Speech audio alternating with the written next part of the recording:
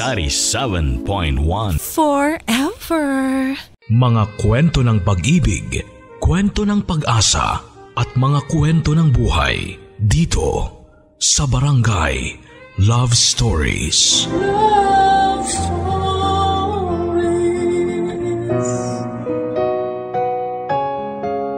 Paano kung akiting ka ng boyfriend ng babaeng BFF mo? Ipagtatapat mo ba ito sa kanya lalo pat bakla ka?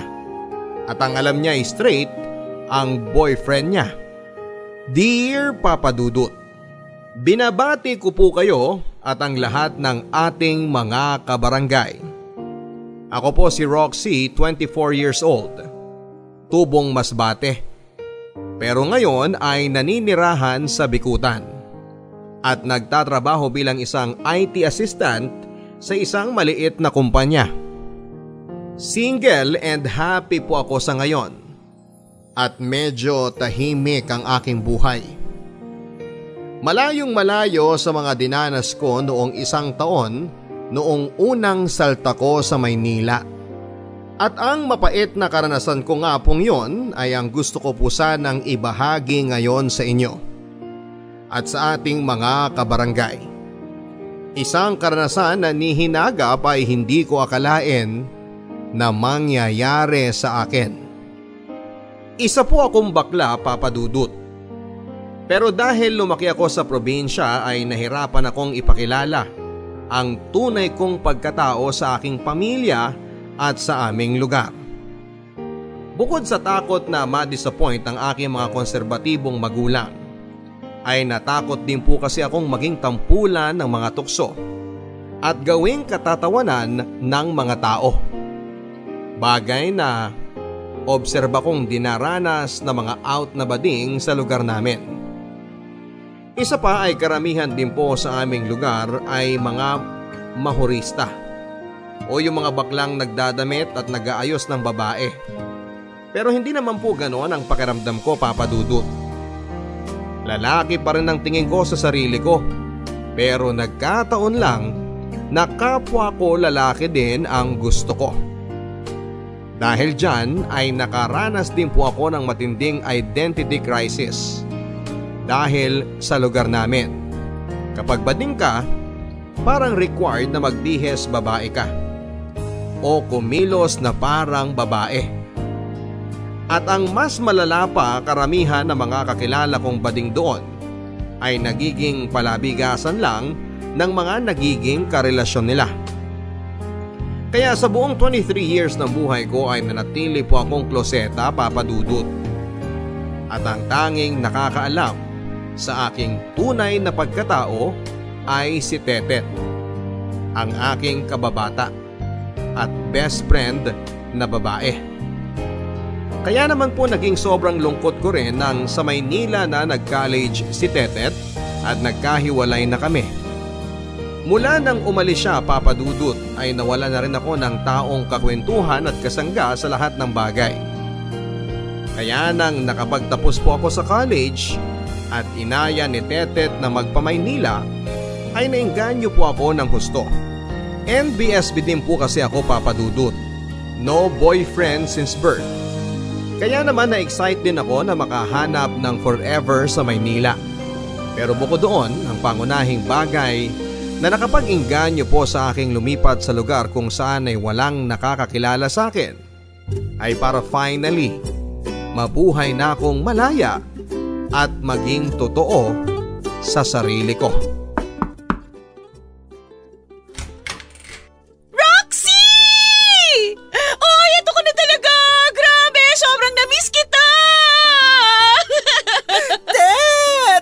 OMG! Na-miss din kita! Uy, blooming ka! Heto, hiyang sa pagbubuntis! Halika dali, pasok ka! Oy, hintayin mo lang ha. Malapit nang maluto yung binibake ko. Pang merienda natin! Wow, talaga nga naman! Misis na misis! Pero teka, Tet, sigurado ka bang okay lang talaga sa asawa mo na dito na muna ako? Oo naman ano! Aba, hindi po pwedeng tumanggi si Lito dahil mas matagal tayong magkaibigan, no? Aww, Pero oo nga, friend. Sobrang whirlwind romance talaga kayo ni Lito, ha? Ganun talaga. Na in love eh. Kumusta naman ang parents mo? Okay na ba kayo sa kanila? Well, syempre medyo hindi pa rin. Pero wala rin naman silang magagawa. Nabuntis na ako eh. Tsaka wala rin naman silang marereklamo sa akin. May maayos na akong trabaho, no? Tsaka tuloy-tuloy pa rin naman ang bigay ko sa kanila. Uy, in fair, may love life na, may kumikitang kabuhayan pa. Ikaw na talaga, sis. Kumusta na pala ang pagme-makeup artist mo? Nakakapagtrabaho ka pa ba sa lagay mo? Oo naman. 4 months pa lang kaya ako. This weekend nga pala ha, ihahatid ako ni Lito sa Tagaytay. Kasi may kasal ako dun. Ay, ang sweet naman. May driver, sweet lover ka na, friend ah. In fairness, meron pa rin palang forever sa mga gimikan ha. Oo nga eh. Uy naku, huwag kang mag-alala. Hahanap din tayo ng forever mo. Tambay ka dun sa shop ni Lito. Daming cute doon, nagpapagawa ng motor. Sus, mga babae naman ang hanap ng mga yon. Malay mo ba? Ikaw, judgmental ka ha? Hindi lahat na mahilig sa motor at saka sa kotse, straight no? Ay, kung sa bagay, may point ka dyan, sis. Dahil dyan, araw-araw na akong tatambay doon. Oh, di ba?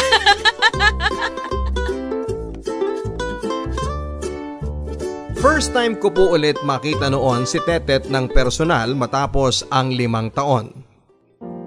Yung ka-live-in naman po niya na si Lito ay nakikita ko na sa mga post at pictures niya. Pero noong ko lang din po na-meet in person. Kaya naman po ay kahit na sobrang close namin ni Tetet, ay ilang na ilang pa rin po ako sa panunuluyan sa kanila dahil estranghero sa akin ang ka-live-in niya. Nang mamit ko po si Lito ay naging welcoming naman po siya. Pero iba na po kaagad ang naging pakiramdam ko. Aaminin ko sa inyo, Papa Dudut, nagwapuhan po ako sa asawa ni Tetet. Hindi po siya ganong kagwapo pero may dating. At mukhang laman ng gym. Pero ang attraction ko naman pong yon ay mabilis din na nawala kaagad. Parang naisip ko lang sa sarili ko na mga panahon na yon. In fairness, kaya naman po pala na in love kaagad ang best friend ko ay dahil may dating naman si Koya. Pero at the same time, may iba rin po akong naging pakiramdam sa kanya. Parang iba ang tingin niya sa akin. Pero agad ko rin po itong binaliwala at pinapaalalahanan ng sarili ko na huwag maging feeling. Pansamantala po ako natulog doon sa bakanting kwarto ng inuupahan nilang apartment na katabi rin ang kanilang kwarto. Medyo maliit lang po ang kwarto na dating tambakan lang nila ng mga gamit. Pero inire-reserba para sa magiging anak nila. At dahil medyo manipis po ang kanilang dingding, ay unang gabi ko pa lang ng pagtulog sa bahay nila ay nakarinig na kagad ako ng lampungan nila sa 10 oras ng gabi. Bagay na sobrang awkward, Papa Dudut. Pero kinasanayan ko na rin ang tumagal. Pero ilang araw matapos po akong manuluyan kina Tetet ay nagkaroon po ako ng isang awkward na encounter kay Lito.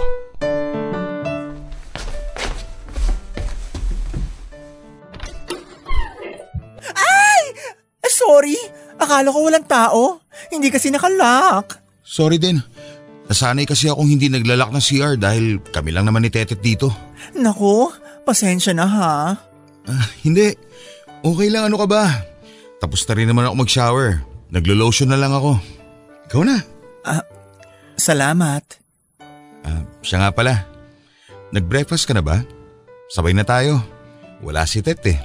May pinikap na mga supplies. Oh, okay. Sige.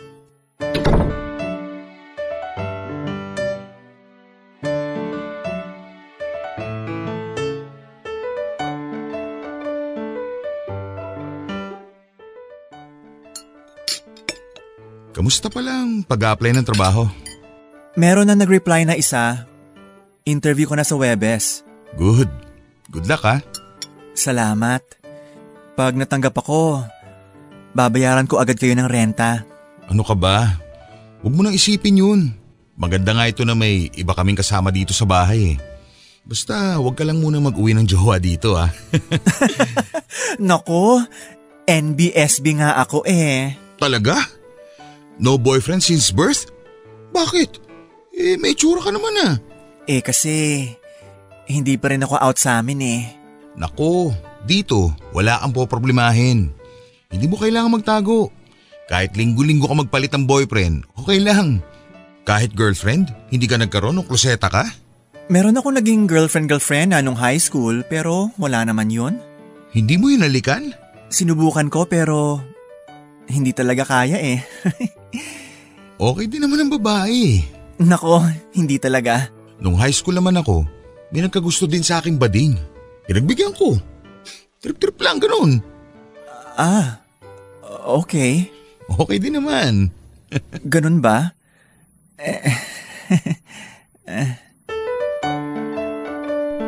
Hindi ko po alam kung ano ang mararamdaman ko ng mga oras na yon, Papa Dudut. Hindi ko alam kung nag-out ba sa akin si Lito, nagpaparamdam o pareho. At nasundan pa po ng mga ganong klaseng tagpo at usapan sa pagitan namin ni Lito kapag kami lang ang nag-uusap at wala si Tetet.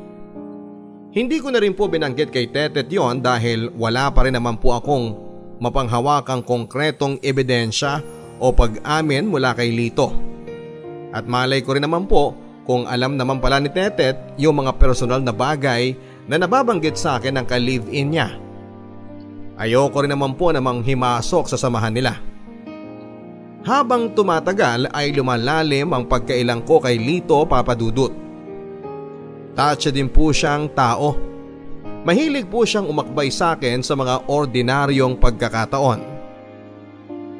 Habit din po niya na basta na lamang mamasahihin ang likod ni Tetet habang nakaupo o kapag nanonood ng TV sa sala.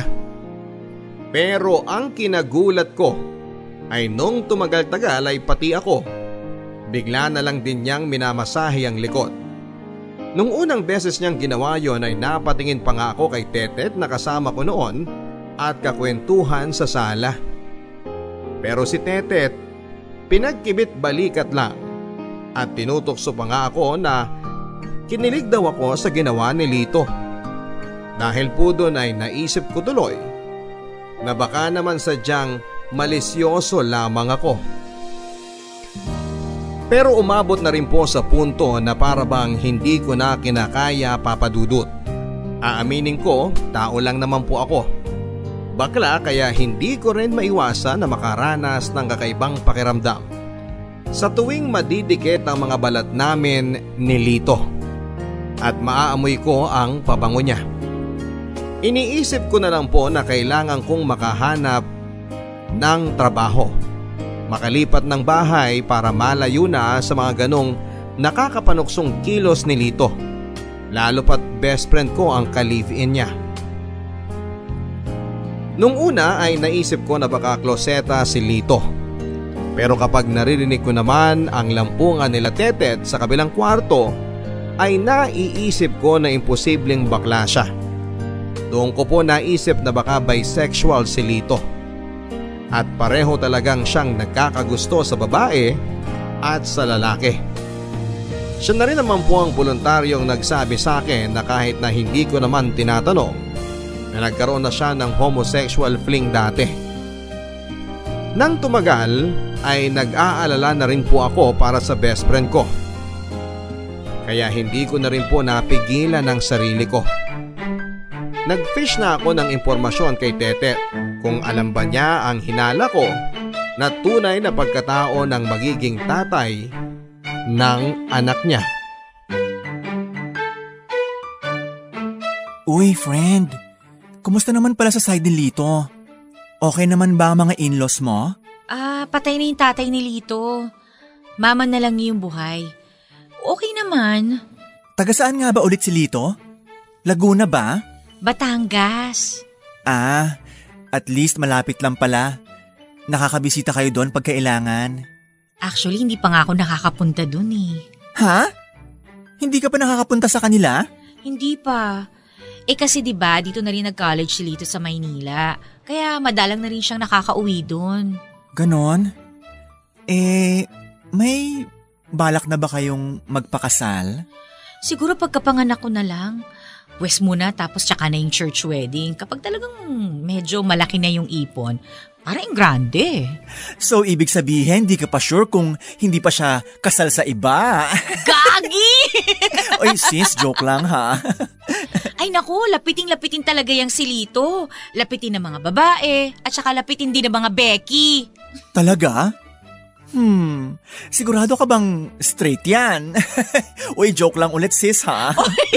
Nako ha, playboy nga yan eh. Nung isang buwan nga lang meron akong natalakan dun sa shop niya. May babae kasing aali-aligid, saktong nandun ako. Tapos itong Lito, nakikipagharutan din. Di nakatikim siya sa akin. Naku, ano ka ba naman sis? Buntis ka na? Nangwawarla ka pa rin? Isihan mo lang. At si baby delikado. Lakas ang kapit nito, no? Mana kaya sa akin tong Junakis ko. At dapat talaga, unang hinala pa lang, agapan mo na habang maaga pa. Sa maliliit na bagay, nagsisimula ang kaliwaan.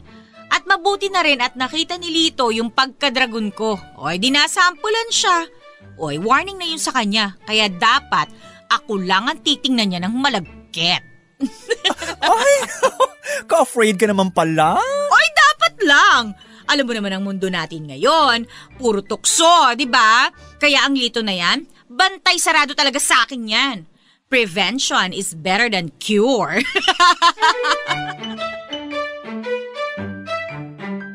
Matapos po ng pagkukwentuhan namin ni Tetet ay doon ko po napatunayan na parang hindi naman po nagdududa itong si Tetet sa orientation ni Lito. Gusto ko pa nga sanang mag-joke na binabanggit sa akin ni Lito na may nakafling itong bading noong high school. Pero hindi ko na po tinuloy sa takot kong mag-away kami ni Tetet. Inisip ko na lang po na matagal na naman po yon. At kung wala namang epekto sa kasalukuyang pagsasama nila Lito ay bakit ko pa naman babanggitin yon. Isang gabi po nang bumuhos ang malakas na ulan ay na-stranded si Tetet sa may Cubao dahil wala nang madaanan ang mga sasakyan. Dulot ng matinding pagbaha. Dahil po dito at sa kanyang kondisyon ay nagpasya si Lito na hindi na ito susunduin at doon na lamang muna magpalipas ng gabi sa isang hotel na malapit. Kaya kami na lang po ni Lito ang nag-dinner sa bahay. At laking gulat ko po nang matapos kaming kumain ay naglabas ng alak itong si Lito. At inaya ako na mag-inuman sa sala.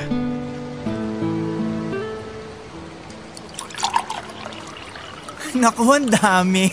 Tama na. Isang baso lang yan eh. Mahina ako sa alak. Ano naman? Hindi ka naman nasa labas. Nasa loob naman tayo ng bahay. Hindi ka naman babiyahe. Pag nasusuka ka na, andyan lang yung banyo. Kapag nahihilo ka na, nariyan lang yung kwarto. At kapag nagiinit ka na, nariyan lang yung electric fan. Basta isang baso lang ako ha. Sarap talaga. Lalo na kapag ganitong malakas ang ulan at malamig. Gumuguhit yung init eh. Oo nga eh. Kamusta naman pala yung final interview mo? Naku, hindi pa nga tumatawag ulit eh. Kinakabahan nga ako. Baka hindi naman ako natanggap. Bayaan mo. Okay lang yan. Marami pa naman dyan na pwedeng pag-applyan. Cheers na tayo. Tama. Cheers. Teka. Ano nangyari sa'yo? Ang tapang pala. Ay, grabe. Ikaw talaga Teka nga. Hagurin ko muna tong likod mo. Ang hina naman pala ng baga mo eh. Okay na. Teka. Mamasahihin kita para ma-relax ka. Ay, naku, wait na. Okay lang. Relax naman ako eh. Hindi kaya. Sabi ng utak mo, oo. Pero sabi nitong likod mo, stressed ka. Ayan ang dami mong lamig. Di ba masarap kapag nahagod yung lamig? Oo. Thank you. Teka, Lito, matutulog na pala ako. Parang nahihilo na ako eh. Ha? Pambihira ka naman kainuman, no? Isang shot ka pa lang, ayaw mo na? Ay hindi, kasi maaga pa rin akong gigising bukas. Maaga? Bakit? Anong gagawin mo? Mag-a-apply na ako sa ibang kumpanya kasi mukhang malabo na rin naman ako dun sa isa eh. Sige ha, salamat dito. Uy! Roxy! Bakit? Anong problema?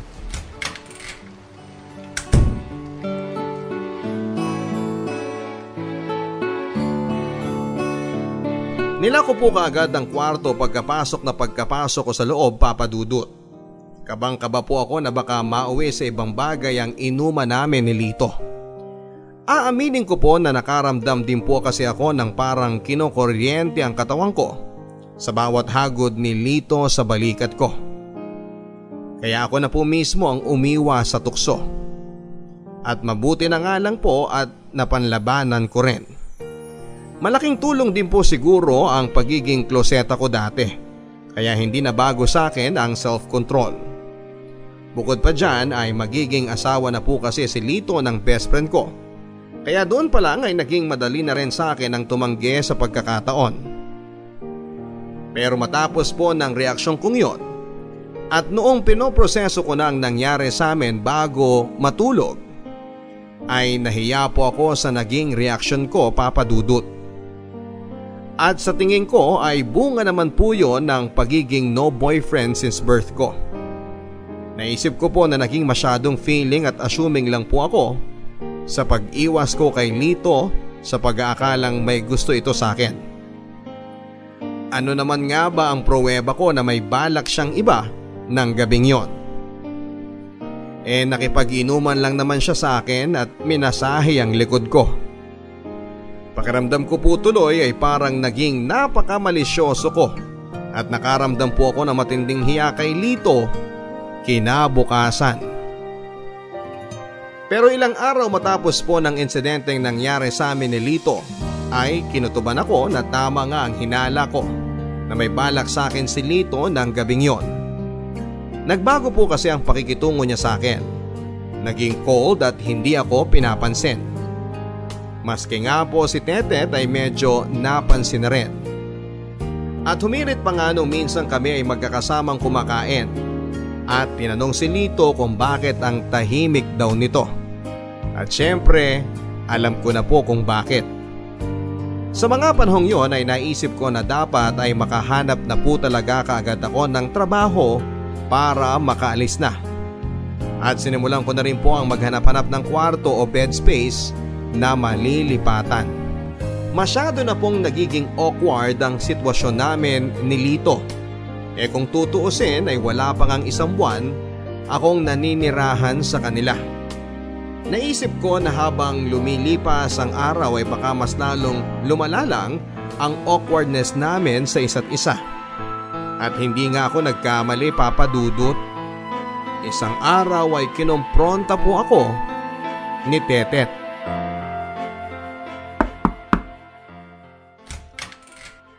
Roxy, pwede ba kitang makausap? Ha?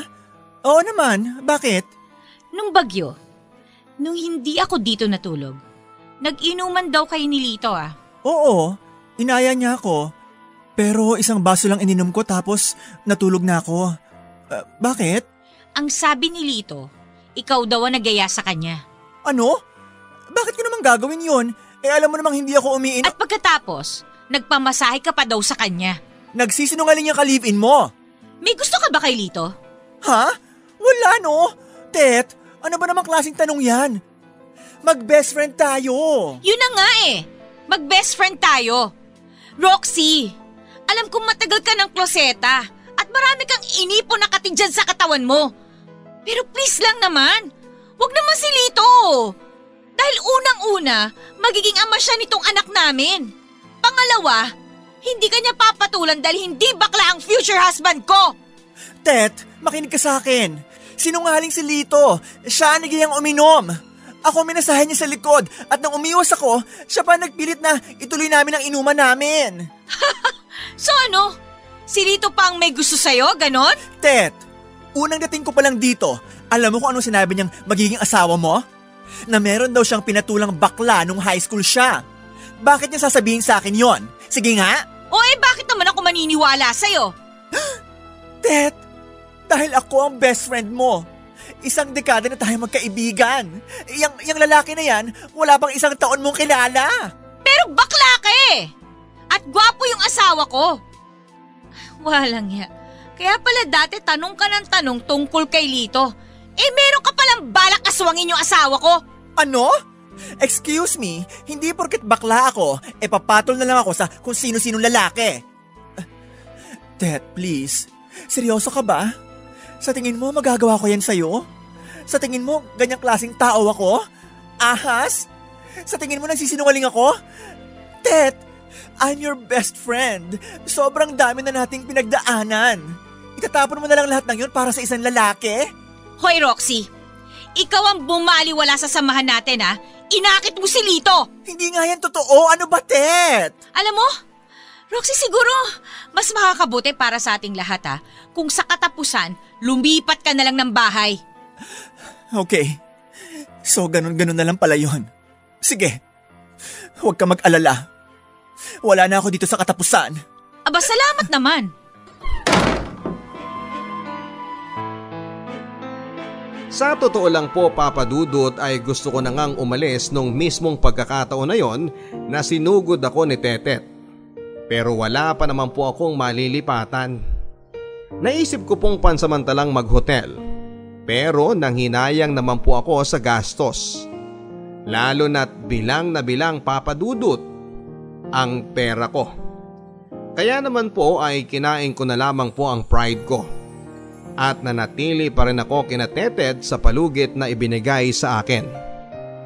Iniiwasan ko na lang po sila at sa karinderya na lang po ako kumakain para hindi ko na rin po iasang pagkain ko sa kanila. Pero naging palaisipan din po sa akin ang inasta sa akin ni Tetet nung sinugod niya ako, Papa Dudut. Pwede naman po niya akong palayasin nung araw na yon mismo. Pero hindi niya ginawa. At doon ko po na-sense na deep inside ay alam na po siguro ni Tetet ang tungkol sa sexualidad ng asawa niya. Kaya naramdaman ko rin po na kahit masasakit ang sinabi sa akin ni Tetet, ay deep inside ay hindi niya yon lubusan sinasadyang magbitaw ng mga ganong salita. Marahil ay gusto niya lang akong masaktan para maprotektahan ang ego niya.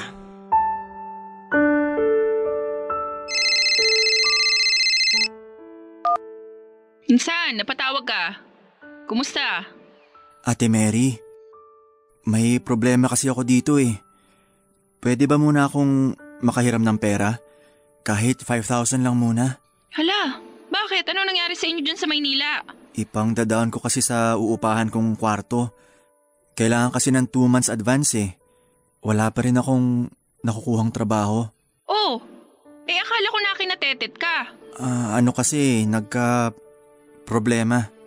Paanong problema? Nag-away ba kayo? Oo ate.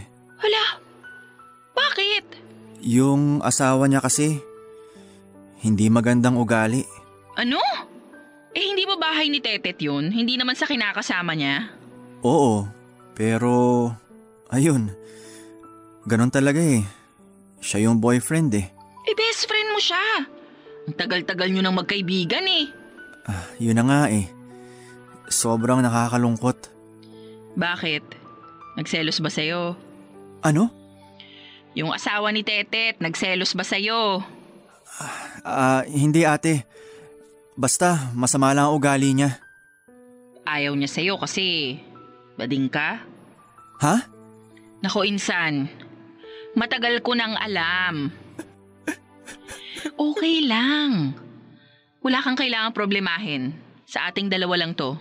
Ate, paano mo nalaman?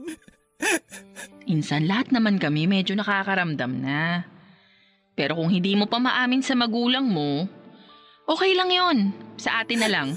Ate, yung kinakasama ni Tetet, si Lito, binalitan niya kasi ako eh. Pinalabas niya kay Tetet na inaakit ko siya. Kaya nagalit sa akin si Tetet. Ano? Oo ate, Sinubukan niya may mangyari sa amin nung wala si Tetet sa bahay. Tumanggi ako, tapos binaligtad niya ako. Naku, talagang dapat umalis ka na riyan. Delikado ka kung ganyan ang ugali ng lalaki. Baka kung ano pang mangyari sa'yo. O sige, pupunta ako mamaya sa bangko, papadalang kita ng pera dyan. Salamat, ate. Basta mag-iingat ka ha. Umalis ka na sa bahay na yan.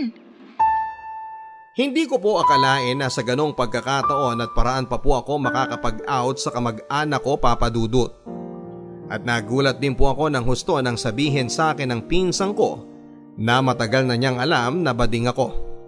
At hindi lang siya kundi pati na ang mga magulang ko at iba pang mga kamag-anak. May bahagi po sa akin ang nahiya na all this time ay gano'n na ang paningin sa akin ng mga kamag-anak ko. At hindi ko maiwasang maisip tuloy kung ilang beses nila kaya akong pinagkwentuhan o pinag-usapan sa mga reunion at sa mga event na hindi ako nakasama. Pero may bahagi din po sa akin ang nakahinga dahil sa wakas may isa na akong kamag-anak na may alam ng tungkol sa aking orientation.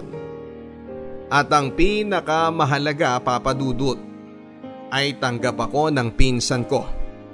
At nananalangin na lang ako na sana'y maging ganon din ang pagtanggap sa akin ng mga magulang ko kapag handa na akong kausapin sila tungkol sa bagay na yon. Matapos din po ng pag-uusap namin ni Ate Mary ay lumakas po ang loob ko. For the longest time, si Tetet lang po ang naaasahan at nasasandalan ko ng buong buo. At nung pinili niya ang sinungaling niyang kinakasamang si Lito kesa sa akin, pakiramdam ko po ay gumuho ang mundo ko. Pakiramdam ko po ay nawala ang aking nag-iisang kakampi. Pero nang makapag-out na po ako kay Ate Mary at natanggap niya ako, ay nanumbalik ang lakas ng loob ko at kumpiyansa sa sarili ko. Mula nang mag-away po kami ni Tetet ay hindi na rin po kami nag-usap pa, Papa Dudut. Kapag nagkakasalubong kami sa bahay ay hindi na lang kami nag-eye contact. Pero napansin ko rin po na maski si Tetet at si Lito ay parang nagkaroon na rin po ng hindi pagkakaunawaan. Hindi na rin sila gaanong nag-uusap. At wala na rin ang tunog ng mga lampungan nila sa gabi na malimit kong marinig dati. At sa katunayan nga po, minsan ay naririnig ko silang nagtatalo dahil nadadalas na rin po ang uwi ni Lito ng madaling araw. Sa awa ng Diyos ay bukod sa nakahanap na po ako ng malilipatang bahay bago dumating ang palugit na ibinigay sa akin ni Tetet, ay natanggap na rin po ako sa trabaho. At agad-agad po ay nang matanggap ako sa trabaho ay kinausap ko na si Tetet. Binigyan ng 2,000 at sinabi na hindi ko na hihintayin ang katapusan at aalis na ako kinabukasan. Tinanggap naman po ni Tetet ang perang ibinigay ko, pero hindi niya ako kinausap. At doon ko po na-realize na mukhang talagang wala ng pag-asang magkaayos pa kami ng best friend ko, Papa Dudut. Pero may mas mahalaga pa palang mangyayari doon. Kinabukasan bago ako umalis ay hindi ko na po naabutan si Tetet sa bahay. Meron yatang kasal. At naroon na lang po ay si Lito. At habang nag-iempake ako ay kinausap niya ako.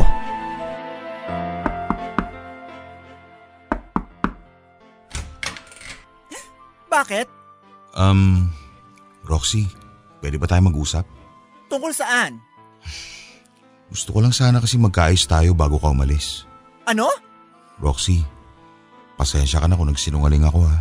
Pasensya? Lito, tapos na. At kung talagang gusto mo magkaayos tayo, baka dapat kay Tetet mo sinasabi yan. Baka dapat sa kanya mo inaamin na nagsinungaling ka sa kanya at dahil doon, nasira ang tiwala niya sa akin. Yun na nga eh.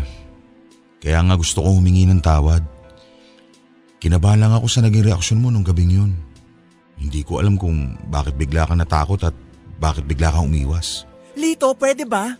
Alam ko na ignorante ang tingin mo sa akin dahil galing probinsya ako at wala pa ako nagiging boyfriend.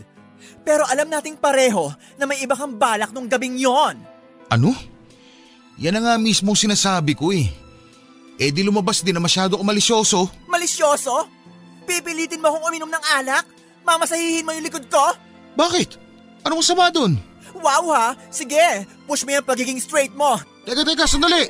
Isara mo muna yung pinto. Ano ba? Pabayaan mo na ako. Anong sinabi mo? Narinig mo sinabi ko. Pinapalabas mo na bakla ako? Hoy Lito, ikaw na mismong umamin sa akin dati na meron kang pinatulang bakla. Pinatulan ko lang pero hindi ako bakla. Yun. O sige, fine. Hindi ka na bakla. O ngayon, pabayaan mo na akong magligpit dito para makaalis na ako dito sa bahay nyo. Masyado ka mayabang ah! Ano ba? Ikaw masyado ka mayabang. Eh bakla ka naman! Aray ko! Tulong! Tumahimik ka! Tulungan niyo Ikaw ako! malandi kang bakla ka! Aray ko! Itong dapat sa'yo! Bitiwan mo ako! Hayop kang bakla ka!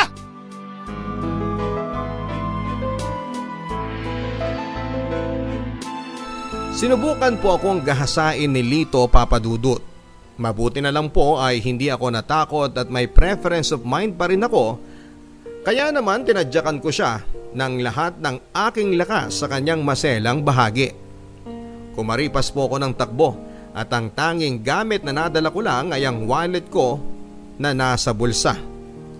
Tatawagan ko sana ang aking pinsan pero naiwan ko rin po ang cellphone ko sa kwarto. Dumiretso po ako sa convenience store at doon ay namalagi ng ilang oras para mag-isip-isip ng dapat kong gawin. Hindi ko rin memorize ang number ng pinsan ko kaya wala po talaga akong masabihan at mahinga ng tulong. Hanggang sa naisipan ko po na pumunta sa barangay. Pagdating po ng barangay ay bumuhos na po ang luha ko at mga ilang minuto rin nila akong hindi makausap ng matino. Nang mahimasmasan po ako ay tinulungan nila ako na mag-file ng blatter laban kay Lito. Alinsunod sa payo nila ay magpamediko legal din po ako. Nang hinayang man ako ay hindi ko na binalikan pa ang mga gamit ko kina Tetet. Dumiretso na po ako sa lilipatang kong bahay at nakigamit ng computer at kinontak ko na lang ang pinsan ko gamit ang social media. Lumipas po ang ilang araw at medyo nakarecover na rin po ako sa trauma. Pero laking gulat ko po ng unang araw ko sa kumpanya ay may biglang sumugod sa akin sa labas ng building. Si Tetet na buong araw pala akong inabangan.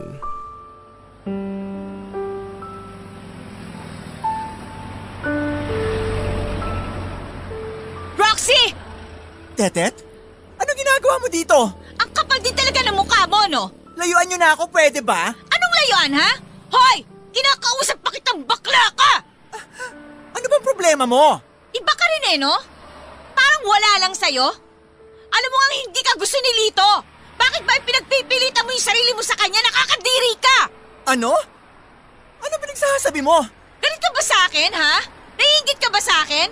Ganun ka ba talaga ka-obsess sa boyfriend ko na kahit nabuntis na ako, talagang gagawin mo pa rin ang lahat para lang maahas mo siya sa akin? Huwag ka mag-iskandalo dito. Bakit? Nahihiya ka ba na malaman ng mga tao na pinagtatangkaan mong gahasain na magiging asawa ko? Ano? Ang kakapal talaga ng mukha niyo ah. Yung asawa mo ang nagtangka sa akin. Ha? Excuse me! Tingnan mo nga yung sarili mo. Sa tingin mo papatulan ka ng asawa ko? Gagawin mo pang bakla yung boyfriend ko? Hoy Tet, mag-isip ka nga. Kung ako nagtangka dyan kay Lito, iiwan ko ba mga gamit ko? Sa laki ng katawan niyang si Lito, sa tingin mo kaya ko siyang gahasain? Alam mo, in denial ka lang kasi. Ha? Sigurado naman ako na nasa sense mo na yung asawa mo nagkakagusto rin sa lalaki. Walang niya ka talagang bakla ka! Akala mo kung sino ka! Sige, ipakita mo sa lahat ng tao na sinasaktan mo ako para may pa-blatter din kita. Ano sabi mo? Pinablatter ko na yung asawa mo. Nagpa-medical legal na rin ako. Kompleto, Mars! At sa ginawa mo ngayon, hindi na ako magdadalawang iisip na ituloy ko na sa huwes ang pagtatangka ni Lito na gahasain ako. Walang niya ka talaga! Hayop ka! Sinira mo yung relasyon namin! Tet, please. Maawa ka sa sarili mo. Hiwalayin mo na yung si Lito habang maaga pa. Maawa ka dyan sa anak mo. Wala ka Sinira mo kami ni Lito! Tet, Bitiwan mo ako!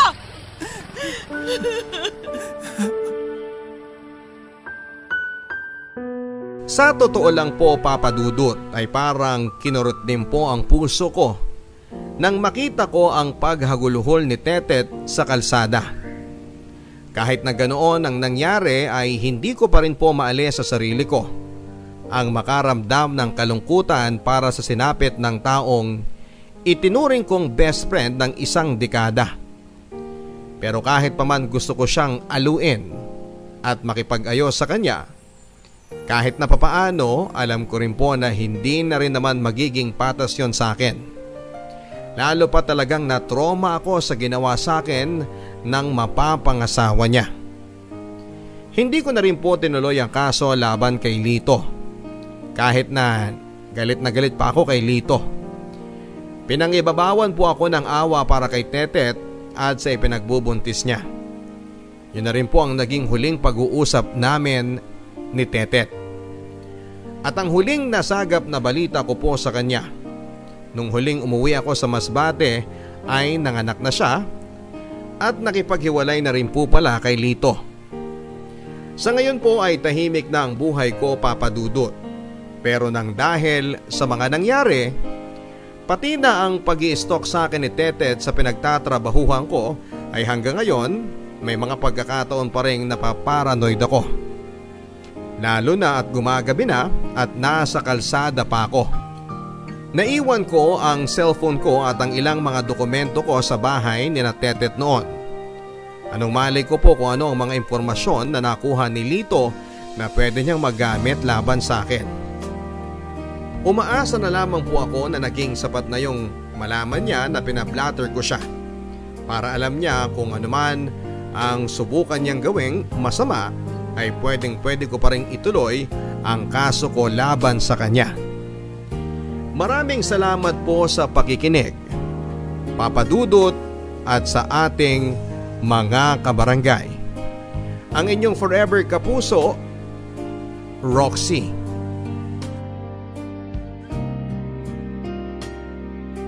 Mga kwento ng pag-ibig, kwento ng pag-asa at mga kwento ng buhay dito sa Barangay Love Stories.